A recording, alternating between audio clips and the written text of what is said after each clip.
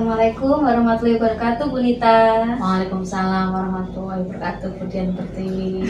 Selamat siang, Bu. Selamat siang. Iya, maaf ini mengganggu waktunya sebentar ya, Bu ya.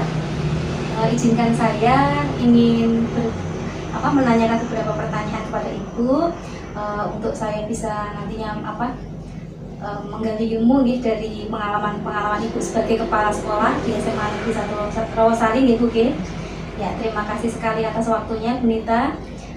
Di sini ada beberapa pertanyaan yang ingin saya tanyakan mengenai pengalaman Ibu dalam pengambilan keputusan yang dilakukan, di mana keputusan tadi ada nilai-nilai yang saling bersinggungan, yaitu untuk kasus-kasus yang ada dilema etikanya itu. Untuk pertanyaan yang pertama, Bu Nita, selama ini bagaimana Bu Nita dapat mengidentifikasi kasus-kasus yang merupakan dilema etika atau rujukan moral di sekolah, Bu? Ya. Terima kasih, Bu Dian, atas pertanyaannya. Tadi yang pertama terkait dengan identifikasi adanya kasus-kasus rujukan moral dan dilema etika. Baik dalam kehidupan sebenarnya, baik di instansi sekolah maupun di rumah, kita juga di masyarakat itu seringkali kita bertemu dengan kasus-kasus rujukan moral maupun dilema etika. Nah, untuk mengidentifikasi itu ya tentunya ketika kita mendapatkan kasus tersebut, biasanya kita akan punya perasaan ini kok sepertinya ada hal-hal yang bertentangan. Apakah itu baik dengan baik, sama-sama benar ya, ataupun mungkin yang satu benar, yang satu salah. Nah, itu mengidentifikasinya dari itu. Kemudian kita juga nanti melihat apakah ada nilai-nilainya atau tidak di situ yang bertentangan. Jadi mengidentifikasinya ya secara otomatis kita akan bisa mengetahui dari adanya nilai-nilai yang bertentangan pada kasus yang ada.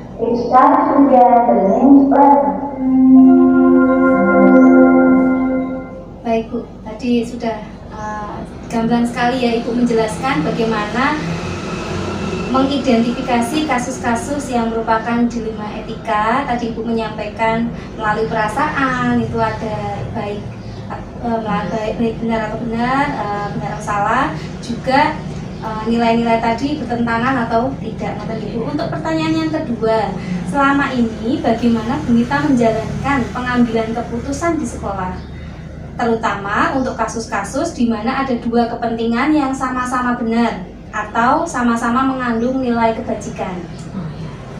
Jadi kalau misalnya kita berada di situasi di mana kasusnya itu adalah sama-sama benar ya, itu tentu saja yang pertama kita lihat itu adalah nilainya, nilai dari kedua kebenaran tersebut. Kemudian kita lihat juga yang berikutnya adalah tujuan apa yang akan dicapai. Tujuan apa? Yang ketiga adalah pihak-pihak yang terkait pada masalah tersebut.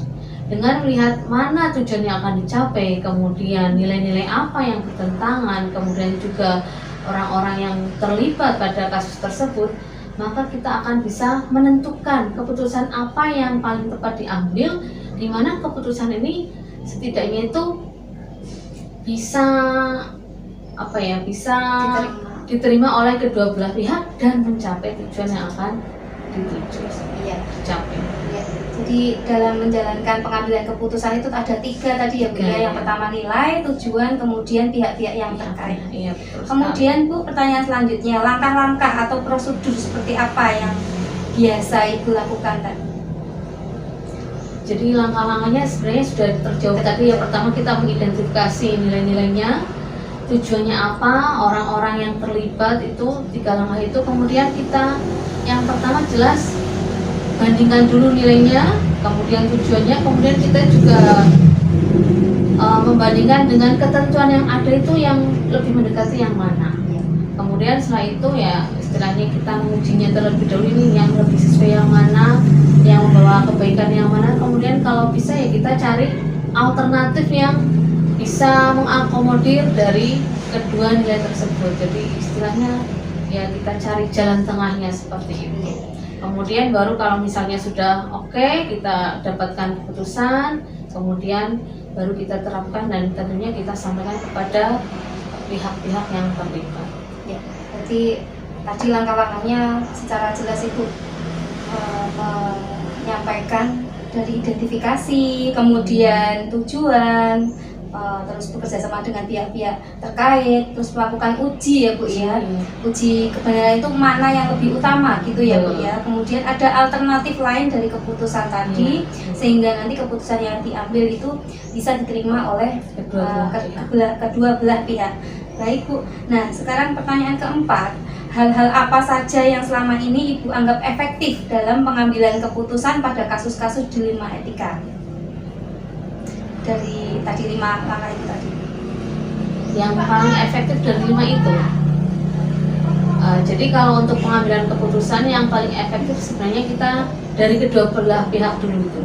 Bagaimana, kemudian tujuannya apa, nanti kita lihat. Kalau sudah, kemudian baru kita cari opsi itu sebenarnya yang opsi yang bisa diterima oleh kedua belah pihak. Kadang karena pihak satu dan pihak berikutnya itu kalau misalnya berbeda nilainya itu kan harapannya masing-masing ingin diterima gitu kan. Tapi kalau misalnya ada opsi yang bisa mengakomodir keduanya, nah itu yang lebih efektif menurut kami. Jadi yang paling efektif itu yang bisa diterima oleh kedua belah pihak. Jadi kita mengambil keputusan yang memang paling mendekati gitu ya Bu ya. Baik sekali. Kemudian hal apa saja yang selama ini merupakan tantangan bagi Ibu dalam mengambil keputusan di kasus-kasus yang dilema etika ini Bu? Ya. Jadi yang namanya dilema etika itu kan ada dalam berbagai aspek ya, dalam apalagi di sebuah instansi pendidikan, baik itu kaitannya dengan pembelajaran, mungkin juga kaitannya dengan sarana pembelajaran dan sebagainya itu, kemudian juga mungkin dari beberapa Bapak Ibu guru misalnya. Nah, untuk kasus-kasus dilema etika itu kita lebih tantangannya. Iya. Jadi tantangannya itu adalah sebenarnya lebih ke kurang terbukanya pemikiran, karena kadang-kadang kan orang itu lebih dulu seperti ini, padahal kita sudah berada di zona yang berbeda, zaman yang berbeda, di mana untuk peraturan maupun hal-hal yang lain itu kan juga berbeda itu. Jadi tantangannya itu adalah untuk menyamakan persepsinya itu, menyamakan persepsi sehingga bahwa apa yang harus kita lakukan itu sesuai dengan kondisi saat ini dan ketentuan saat ini. Itu yang tantangan yang lebih sering terjadi seperti itu. Jadi intinya tantangannya adalah memberikan pemahaman ya tentang penyamaan persepsi bahwa sekarang ini kan memang ibaratnya regulasi juga berubah. Iya Bu ya, itu penyamaan persepsi ya. Saya juga setuju itu Bu. Yang keenam, apakah Ibu memiliki sebuah tata cara atau jadwal tertentu dalam sebuah penyelesaian kasus dilema etika? Apakah Ibu langsung menyelesaikan di tempat atau Ibu menyelesaikannya mungkin menjadwalkan secara khusus ketika ada kasus-kasus dilema itu Bu? Kalau untuk penyelesaian kasus itu kan tergantung kasusnya nih. Kalau misalnya itu adalah hal yang istilahnya ringan, bisa kita langsung selesaikan saat itu juga. Kalau misalnya tidak, berarti kita harus mencari referensi dulu, mencari mungkin regulasi-regulasi yang tepat, atau mungkin juga ada pengalaman yang lain seperti itu, sehingga untuk penyelesaian kasus dilema etika tidak kita patokan harus langsung selesai atau sehari 2 hari kita jadwalkan, tidak. Jadi semua tergantung dari situasi kondisi dan juga kebutuhan dari keputusan apa yang akan diambil. Semakin mendesak tentu saja kita semakin bergerak cepat untuk menyelesaikan masalah yang ada. Ya, berarti intinya kita menyelesaikan masalah secepat mungkin ya Bu ya. Kalau bisa diselesaikan hari itu juga, di tempat itu juga, kita mengambil keputusan. Tapi ketika ada keputusan-keputusan yang kita membutuhkan mungkin masukan dari pihak lain atau ada referensi lain, kita mungkin bisa mempertimbangkannya lebih dulu. Nah sekarang adakah seseorang atau faktor-faktor apa yang selama ini mempermudah atau membantu Ibu dalam mengambil keputusan dalam kasus-kasus dilema etika? Ya. Dalam membantu keputusan pengambilan di kasus dilema etika ini tentu saja banyak sekali teman-teman di sini, rekan sejawat yang berperan. Yang pertama jelas karena walaupun masih ada yang mungkin persepsinya berbeda, tetap ada yang open minded istilahnya. Jadi ketika kita sampaikan sesuatu hal, terus ada yang langsung bisa mencerna dan menerima, nah itu secara otomatis membantu kita untuk mencapai penyelesaian dari suatu dilema etika. Jadi di sini rekan-rekan alhamdulillah banyak juga yang open minded, kemudian juga banyak memberikan masukan-masukan, sehingga ketika ada kasus atau dilema etika yang harus kita selesaikan, itu bisa kita selesaikan dengan cara bijak dan secepatnya. Ya, jadi rekan sejawat yang mempunyai pemikiran terbuka ya Bu ya, yang mempermudah Ibu dalam mengambil keputusan. Nah, ini kita sampai ke pertanyaan terakhir Ibu. Oh iya. Jadi dari semua hal yang telah Ibu sampaikan tadi, dari cara mengidentifikasi, dari Ibu tadi menjelaskan bagaimana pengambilan keputusan, kemudian langkah-langkahnya dan tantangan, kemudian siapa saja yang membantu gitu Bu. Nah, pembelajaran apa yang dapat Ibu petik dari pengalaman Ibu mengambil keputusan tentang dilema etika ini Bu? Ya. Jadi pembelajaran yang sangat penting pada kasus-kasus dilema etika itu adalah yang pertama jelas kita kolaborasi dari berbagai aspek, berbagai komponen di sekolah itu dalam mengambil keputusan-keputusan untuk kasus-kasus yang ada. Itu yang pertama adalah kolaborasi, yang kedua adalah kita harus bisa memahami satu sama lain, karena dengan memahami satu sama lain kita bisa mencari jalan yang terbaik dari apa yang harus kita putuskan, karena dengan memahami kita tahu seperti ini sesuai, seperti itu tidak sesuai, sehingga akan lebih memudahkan kita dalam menyelesaikan dilema etika. Saya rasa dua itu sudah sangat penting dari kolaborasi dan juga saling memahami. Baik Bu, saya rasa cukup. Ini luar biasa sekali tadi pemaparan dari Bu Nita mengenai pengalaman-pengalaman Bu Nita selama menjadi kepala sekolah SMA Rawasari dalam memberikan keputusan dalam kasus-kasus dilema. Ini saya banyak belajar dari Bu Nita ini. Ada beberapa tadi yang saya garis bawahi bahwa Ibu di sini dalam menentukan kasus itu menimbang kembali ya Bu ya, mana yang lebih penting, meskipun benar versus benar, tapi kembali lagi mana yang lebih penting dan mana yang memang bisa diterima oleh kedua belah pihak. Dan pengambilan keputusan itu juga Ibu berkolaborasi dengan rekan sejawat yang memiliki pemikiran yang terbuka. Baik Ibu, ini bisa menjadi ibarat inspirasi bagi saya, khususnya nanti saat saya mengambil keputusan dalam memimpin pembelajaran Ibu. Ya. Sekali lagi saya mengucapkan terima kasih atas waktunya Bu Nita sudah mau berbagi pengalamannya yang luar biasa ini, dan mungkin selama wawancara ada sesuatu yang kurang berkenan di hati Bu Nita, saya mohon maaf gitu ya. Terima kasih. Sama-sama Bu Dian, kita berbagi pengalaman yang nanti tentunya akan bisa berguna baik di pembelajaran maupun di manajerial nih. Mudah-mudahan nanti semuanya dimudahkan urusannya, sukses untuk Bu Dian dan juga untuk sekolah kita SMA Negeri 1 Rawasari. Terima kasih Ibu atas waktunya, sukses selalu untuk Bu Nita, sehat selalu untuk Bu Nita, juga sukses untuk SMA Rawasari. Terima kasih. Wassalamualaikum warahmatullahi wabarakatuh. Waalaikumsalam.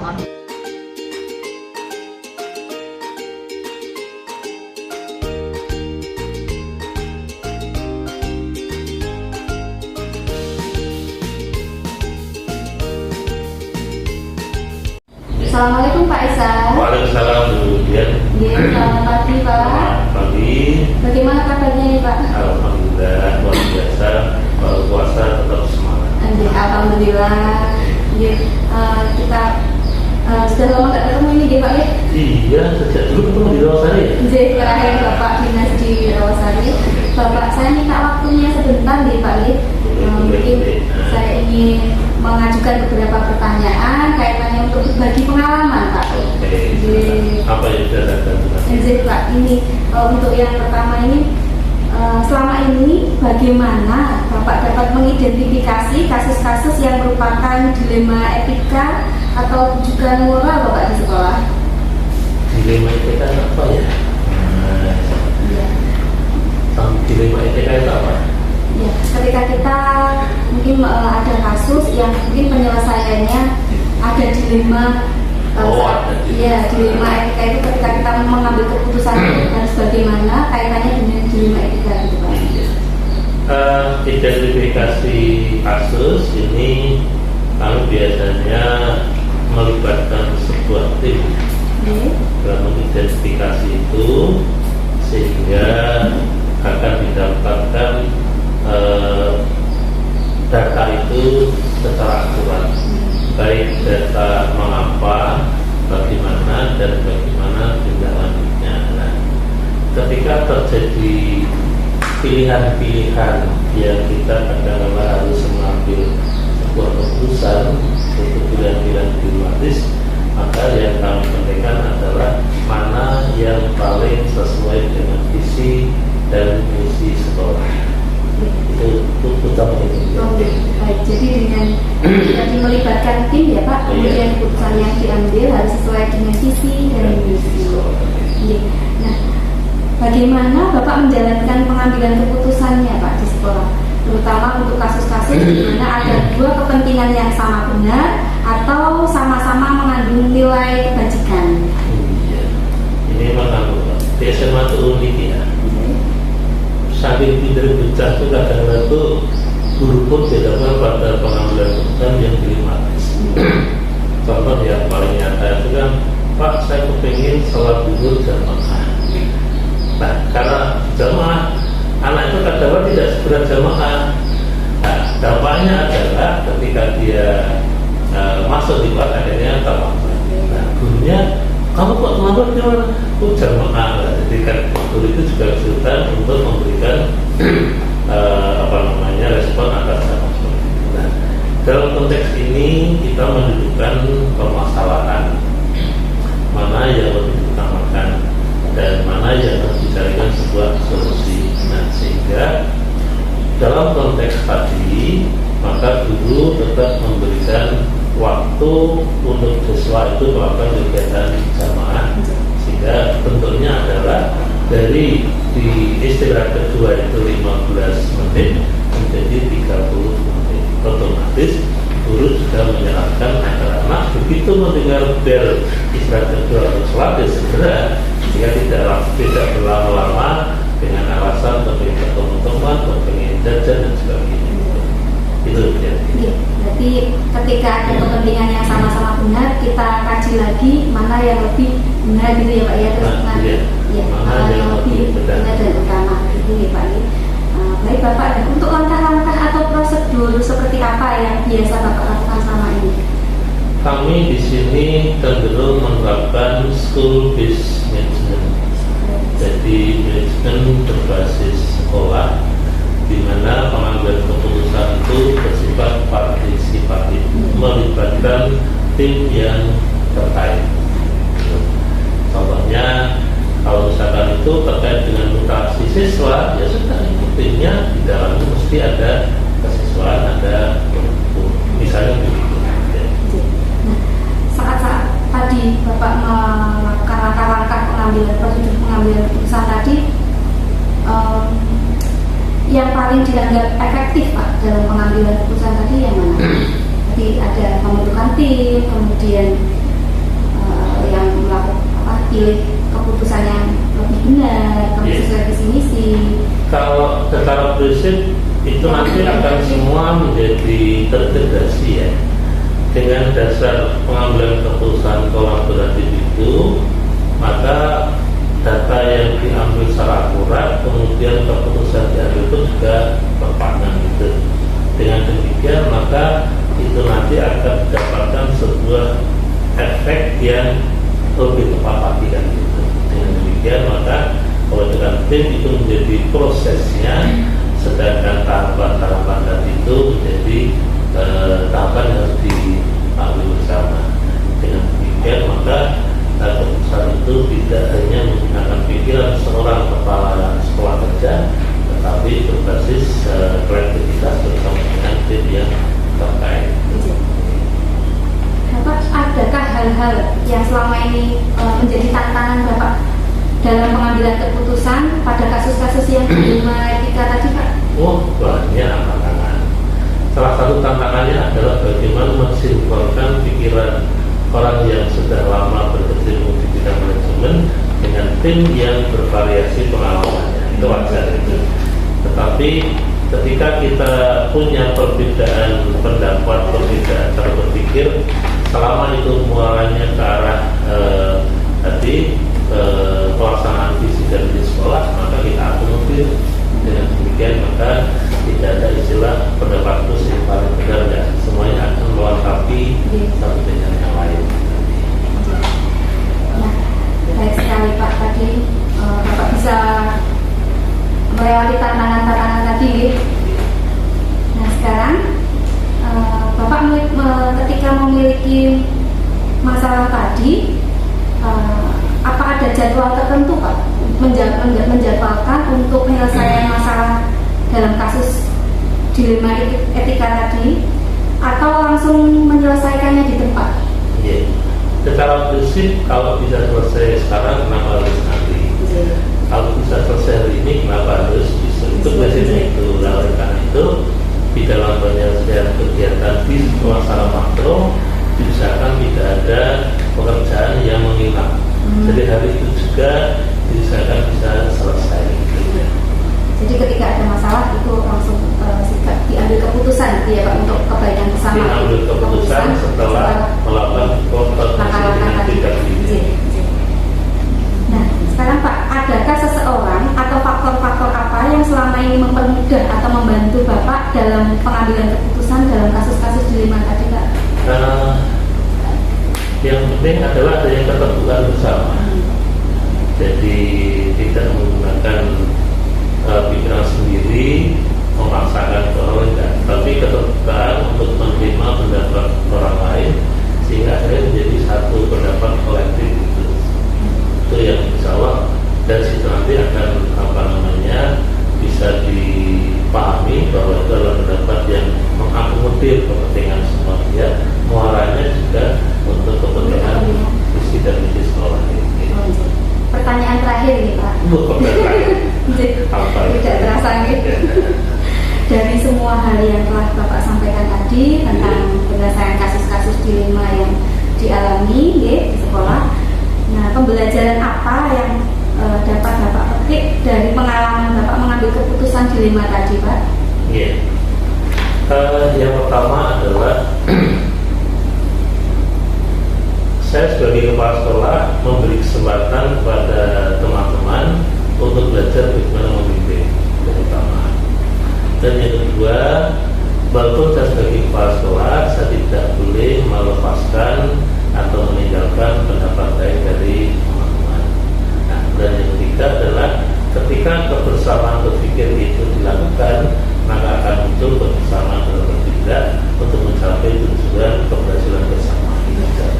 Luar biasa sekali Bapak, ini banyak ilmu baru yang saya dapatkan dari kegiatan wawancara ini Bapak. Terima kasih sekali. Saya rasa cukup Bapak, terima kasih sekali atas waktunya. Semoga Pak Isma senantiasa sehat, Pak sukses selalu. Terima kasih. Tidak salah teman-teman SMA Rosari. Seperti saya sampaikan